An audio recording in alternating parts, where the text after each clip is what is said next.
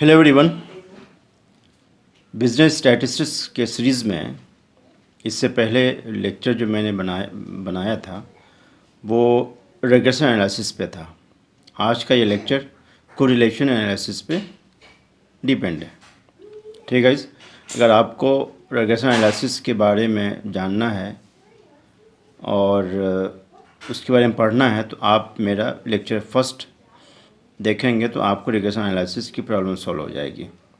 तो ये लेक्चर मेरा जो है कोरिलेशन एनालिसिस पे बेस्ड है।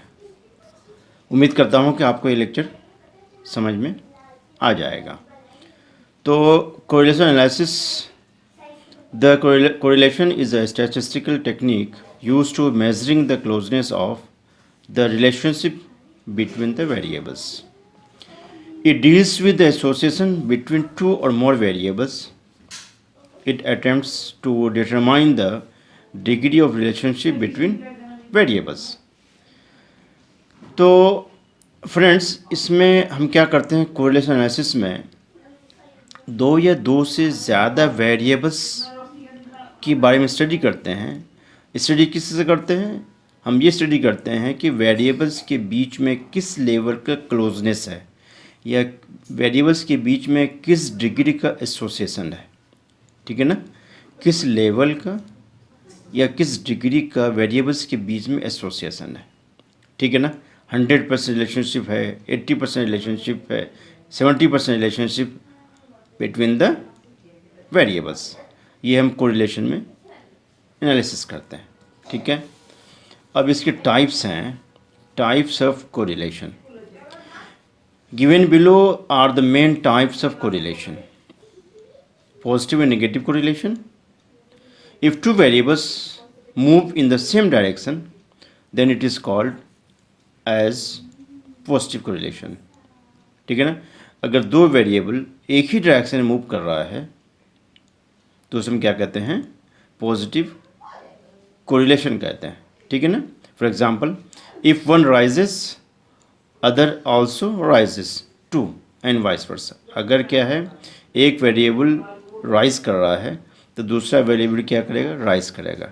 ठीक है ना, या फिर क्या है, अगर फर्स्ट वेरिएबल डिक्रीज कर रहा है दूसरा वेरिएबल क्या करेगा? डिक्रीज करेगा। फर्स्ट वेरिएबल इंक्रीज हो रहा है तो सेकंड वेरिएबल क्या करेगा? इंक्रीज करेगा। ठीक है, if two variables move in opposite direction then it is called as negative correlation. इसमें क्या होता है, अगर दो वेरिएबल अपोजिट डायरेक्शन मूव कर रहा है, एक अगर फॉर एग्जांपल राइट को जा रहा है, दूसरा क्या लेफ्ट को जा रहा है, तो इसको हम क्या कहेंगे? नेगेटिव कोरिलेशन कहेंगे। ठीक है, एग्जांपल, अगर इफ वन राइजेस अदर क्या करेगा? ये उसका अपोजिट जाएगा। इसका एग्जांपल देख लीजिए, if one rises other falls, तो क्या हो जाएगा? ये नेगेटिव कोरिलेशन के एग्जांपल हो जाएगा। अगर एक वेरिएबल राइज कर रहा है दूसरा वेरिएबल क्या है? फॉल्स हो रहा है, फॉल हो रहा है ना, इसका मतलब क्या है? ये नेगेटिव कोरिलेशन है। If one variable increases other variables decreases then it is negative correlation. Second part, linear and non-linear correlation. If the ratio of change of two variables remains constant, then they are said to be linear correlation. ठीक है, इसमें क्या करते हैं, दो variable जब भी increase करेगा या चेंज होगा तो ऑलवेज क्या होगा? कांस्टेंट होगा। तो लीनियर कोरिलेशन क्या होता है? यूनिफॉर्म होता है। क्या होता है? यूनिफॉर्म। अगर फर्स्ट वेरिएबल जितना चेंज होगा सेकेंड वेरिएबल भी उतना परसेंट चेंज होगा। अगर ये 40% चेंज हो रहा है तो दूसरे वेरिएबल में भी 40% चेंज होगा। दोनों का चेंज ऑलवेज क्या आएगा? कांस्टेंट रहेगा। ठीक है, जब change of two variables remains constant रहेगा तो ये क्या होगा? ये यूनिफॉर्म रहेगा। ठीक है, तो जब भी हम लीनियर कोरिलेशन का ग्राफ बनाएंगे ऑन ग्राफ पेपर पे तो ऑलवेज क्या आएगा? स्ट्रेट लाइन आएगा। क्या आएगा? Graph of linear correlation shows a straight line. Always क्या होता है? स्ट्रेट लाइन शो करता है। If the ratio of change between two variables is not constant, then they are said to be non-linear correlation. ठीक, इसमें क्या होता है, जब वेरिएबल्स, अगर वन वेरिएबल 40% चेंज हो रहा है तो अदर वेरिएबल हो सकता है कि 40% के अलावा कुछ और परसेंट चेंज होगा। तो जब दोनों वेरिएबल आपस में चेंज होंगे वो कांस्टेंट नहीं होगा, ठीक है ना, वेरिएशन होगा। दोनों वेरिएबल्स के बीच में जो चेंजेस है होगा उसमें वेरिएशन होगा, एक जैसा चेंज दोनों में नहीं होगा, इसलिए इसको नॉन यूनिफॉर्म भी कहते हैं। तो इसमें जो चेंजेस होंगे वो नॉन यूनिफॉर्म होंगे, बट लीनियर में क्या होता है, यूनिफॉर्म चेंजेस होते हैं, ठीक है। तो इसका जब ग्राफ बनाएंगे हम, नॉन लीनियर कोरिलेशन का जब हम ग्राफ बनाएंगे ग्राफ पेपर पे, तो ऑलवेज क्या है, कर्व आएगा। क्या आएगा, कर्व आएगा, स्ट्रेट लाइन नहीं आता है, ठीक है। नेक्स्ट देखिए, simple partial and multiple correlation. When we study the relationship between two variables only then it is called simple correlation. इसमें क्या करते हैं, सिंपल में हम सिर्फ और सिर्फ दो वेरिएबल्स के बारे में स्टडी करते हैं at a time. When we study the relationship between only two variables, सिर्फ और सिर्फ दो वेरिएबल के बारे में जो स्टडी करते हैं इसको हम क्या कहते हैं, सिंपल कोरिलेशन कहते हैं। Okay students, next, when three और more variables are taken but relationship between any two of the variables studied assuming other variable is constant then it is called partial correlation. इसमें क्या करते हैं, partial में at least three variables को consider करेंगे। कितना, at least three variables को consider करेंगे, थ्री में से दो पे स्टडी करेंगे, किसी दो पे हम क्या स्टडी करेंगे, एक को हम क्या कांस्टेंट रखेंगे, एक को क्या करेंगे, कांस्टेंट रखेंगे। लेना कितना है, थ्री वेरिएबल्स लेना है, थ्री में से किसी भी दो वेरिएबल्स पे स्टडी करेंगे, थर्ड वेरिएबल को हम कांस्टेंट रखेंगे, इससे हम क्या कहेंगे, पार्शियल कोरिलेशन कहेंगे, ठीक है। आगे देखिए, when we study the relationship among three और more variables then it is called multiple correlation. अगर हम तीन या तीन से ज़्यादा, एटलीस्ट थ्री चाहिए इसमें, है ना, थ्री और मोर वेरिएबल्स पे जब स्टडी करेंगे तो इसको हम कहेंगे मल्टीपल कोरिलेशन।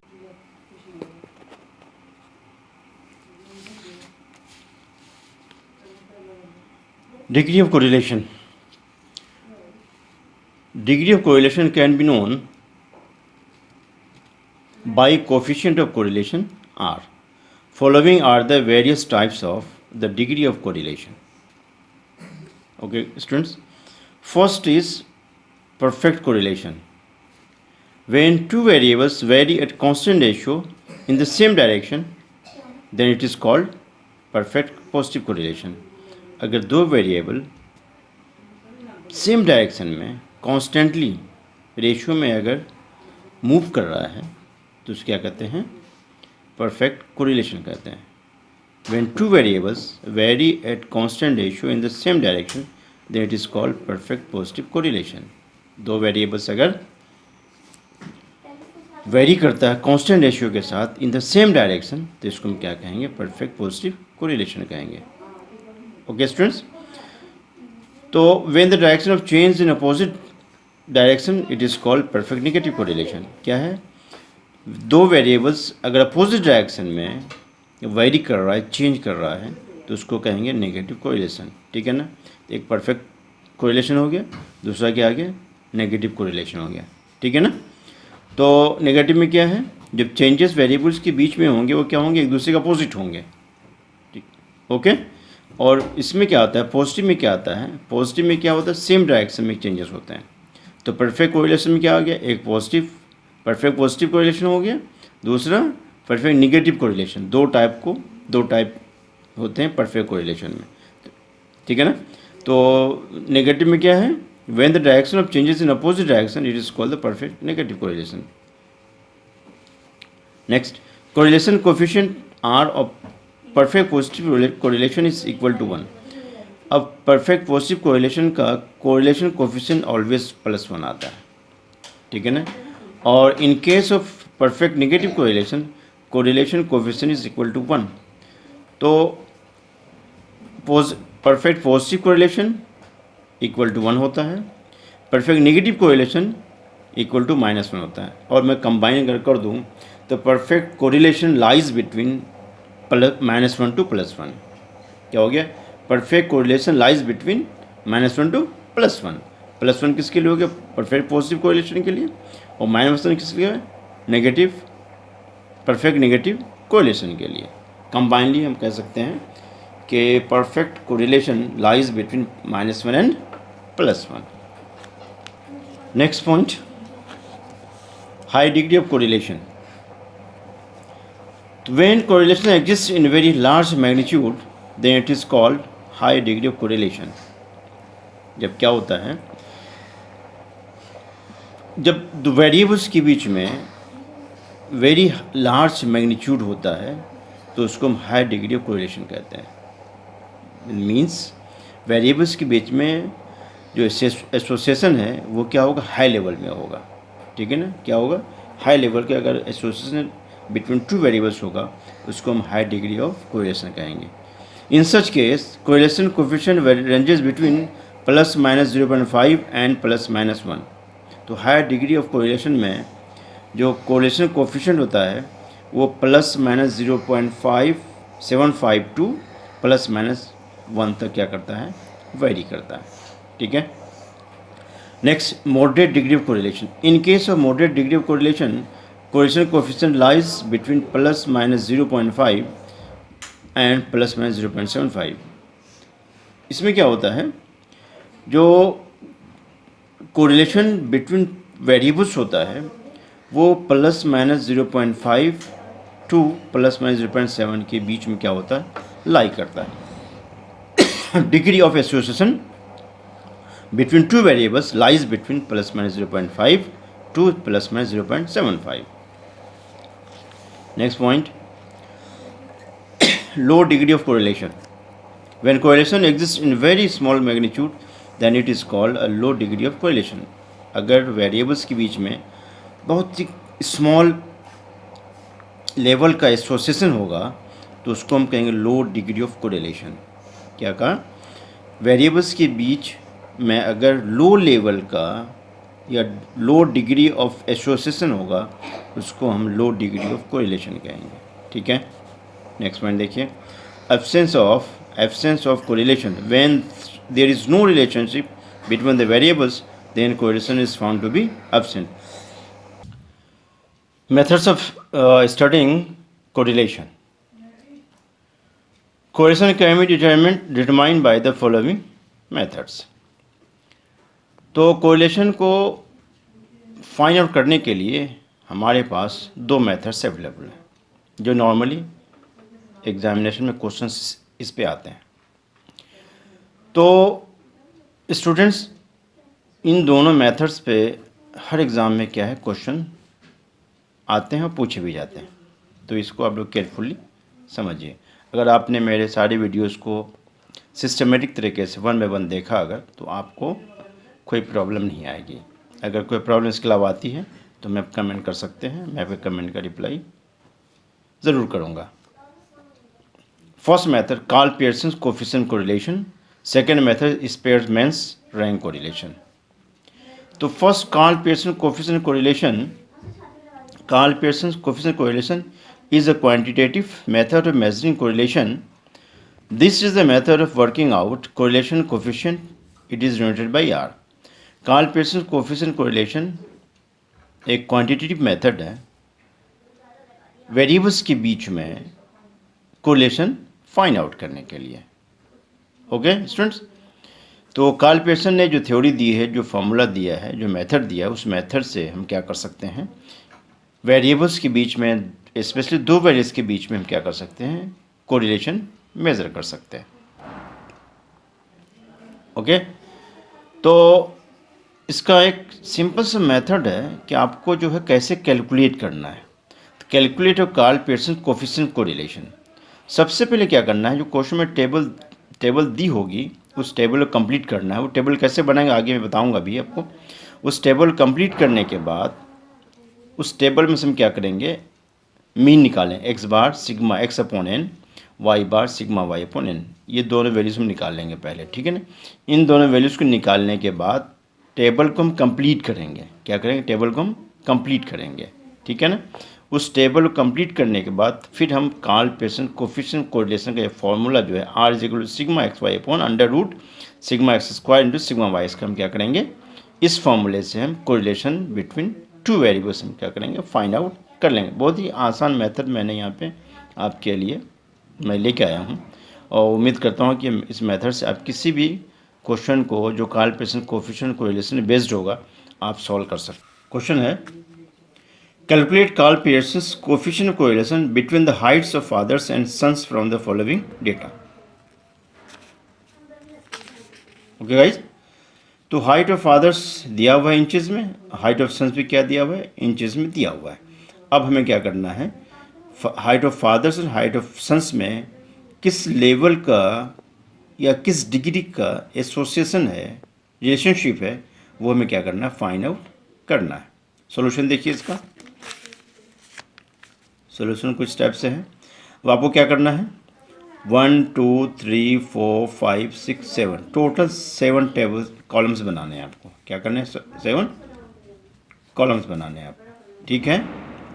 तो फर्स्ट कॉलम जो क्वेश्चन का दिया हुआ है, height of fathers in inches, वो लिख दिया मैंने, कुछ नहीं किया। अब आपको क्या करना है, next column x minus X bar निकालना है। क्या निकल, x minus X bar. Third column X square. Fourth column जो हाइट ऑफ सन्स दिया हुआ है y, जिसे मैंने y सपोज किया, ये लिखना है, ठीक है। फिर y माइनस वाई बार निकालेंगे, फिर वाई स्क्वायर निकालेंगे, एक्स वाई निकालेंगे, ओके। तो पहले हमें क्या करना है, इस टेबल को, इस कॉलम को फिल कर लेना। कहाँ से करना है, क्वेश्चन से करना है। फिर इससे छोड़ना, इससे छोड़ना है फिलहाल, ठीक है ना। फिर हाइट ऑफ सन्स यहाँ पे लिख लेंगे, जो क्वेश्चन में दिया हुआ है उसे लिख लेंगे, क्लियर। तो first column and fourth column की वैल्यू को क्वेश्चन से हम उतार लेंगे। सॉल्यूशन, बाकी जो कॉलम्स का सॉल्यूशन हम बाद में करेंगे। कैसे करेंगे बाद में, यहाँ आ जाइए। फिर दो कॉलम्स के वैल्यू को लिखने के बाद अब आपको क्या निकालना, एक्स बार निकालना। X bar is equal to sigma x upon n. अब क्या है, इस कॉलम को हमने ऐड कर लिया है, फोर्थ कॉलम की वैल्यू को ऐड कर लिया है, ठीक है। तो x bar is equal to sigma x upon n is equal to sigma x क्या है, ये इस कॉलम के वैल्यू का सम, इस कॉलम के वैल्यू का सम 476 है। 476 upon n, number of terms, इसमें कितने टर्म्स है, 7 टर्म्स है, डिवाइड बाई 7 68। उसी तरीके से फोर्थ कॉलम वाई को देखते हैं, इसका हमने ऐड कर लिया था, सिग्मा वाई 483 है। तो वाई डैश निकालेंगे, वाई बार निकालेंगे, मीन, ये भी मीन है, वाई का मीन, ये एक्स का मीन है। तो sigma Y upon small n, तो सिग्मा वाई की वैल्यू क्या है, 483 अपॉन एन क्या 7 है, यहाँ पे इसको डिवाइड किया 16 आ गया, क्लियर। अब क्या करना है, एक्स बार के वैल्यू को वाई बार के वैल्यू का हमें यहाँ पे हेडिंग में लिखना है। कहाँ लिखना है, हेडिंग में लिखना है, यहाँ पे, ये देखिए आप, यहाँ पे आपको लिखना है। देखिए एक्स माइनस एक्स बार क्या है 68, एक्स बार की जगह 68 प्रूव कर दिया, तो एक्स माइनस 68, एक्स माइनस 68, तो एक्स माइनस 68 को मैंने स्मॉल एक्स डिनोट किया है, एक्स माइनस 68 को मैंने स्मॉल एक्स डिनोट किया है, क्लियर ना, और ये कैपिटल एक्स है। फिर हम क्या करें, एक्स स्क्वायर निकालेंगे, क्लियर। तो पहले ही सॉल्व कर लेते हैं। 65 minus 68 is equal to -3, 66 minus 68 -2, 67 minus 68 -1, 68 minus 68 0, 69 minus 68 1, 70 minus 68 2, 71 minus 68 3।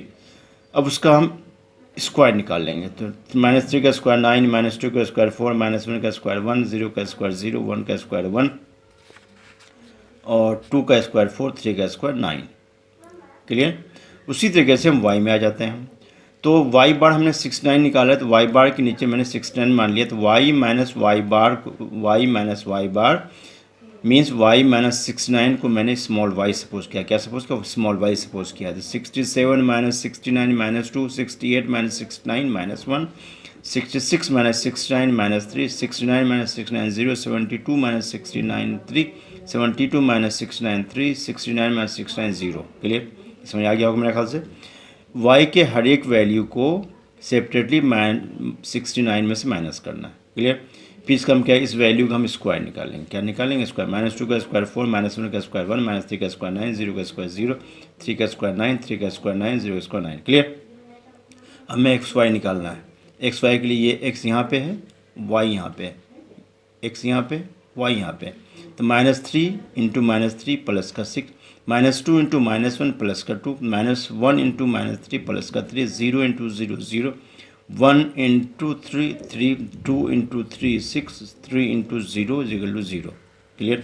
अब सारे वैल्यूज़ को हम क्या करेंगे, सम कर देंगे। इससे हमने पहले सम कर दिया था, एक्स स्क्वायर को सम कर लेंगे, उसके बाद ये पहले ही हमने कर दिया था, फिर वाई स्क्वायर को सम करेंगे, एक्स वाई को सम करेंगे। अब हमें क्या लगाना है, कार्ल पियर्सन फॉर्मूला लगाना। ये देखिए फॉर्मूला आपके पास में क्या है, r is equal to sigma x y upon under root sigma x square into sigma y square. Sigma x y की वैल्यू हमारे पास 20 है, यहाँ 20 पुट कर दिया।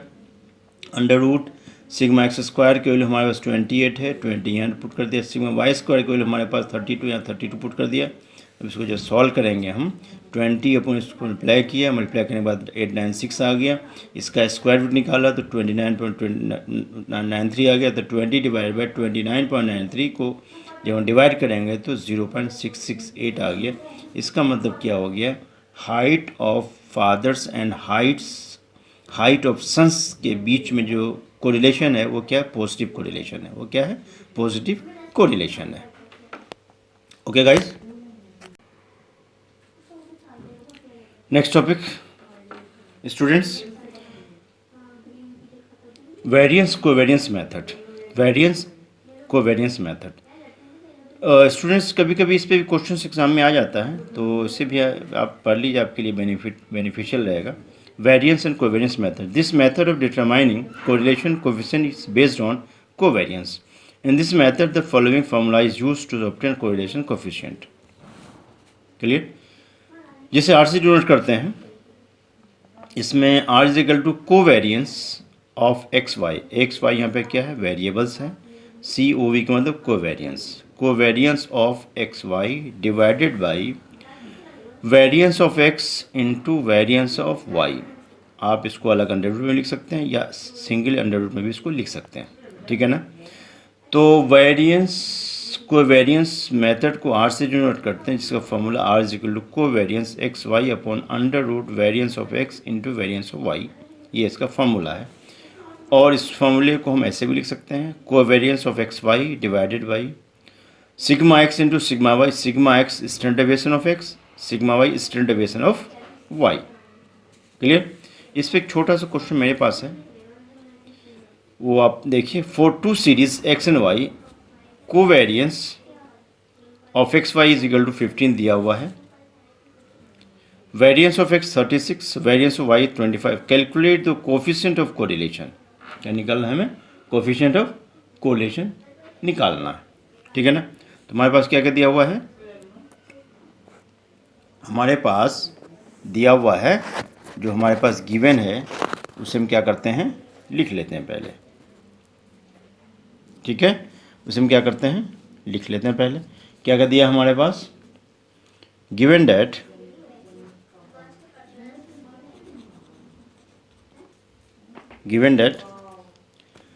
Covariance of x Y is equal to 15 दिया हुआ है हमारे पास, और variance of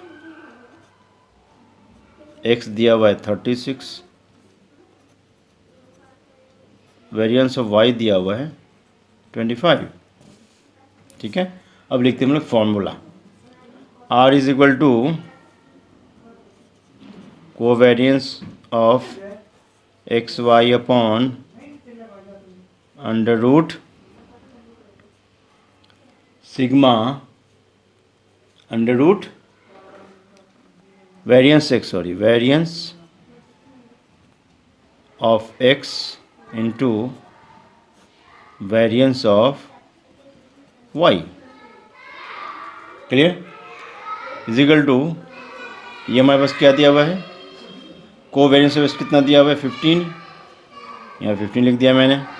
variance of x क्या दिया हुआ है 36 इंटू वेरिएंस ऑफ वाई क्या दिया हुआ है under root 25 is equal to 15 under root 6, under root 36 का हो गया 6, अंडर रूट 25 का स्क्वायर रूट क्या आ गया 5 is equal to 15 upon 30 is equal to 0 plus का 0.50।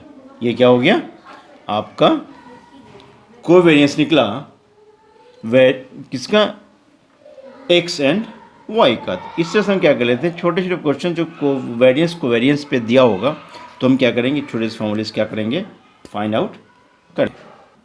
ओके स्टूडेंट्स, आपको वीडियो का पसंद आ रहा है तो आप मेरे इस वीडियो को लाइक कर दीजिए और मेरे चैनल को सब्सक्राइब कर दीजिए। Okay bye.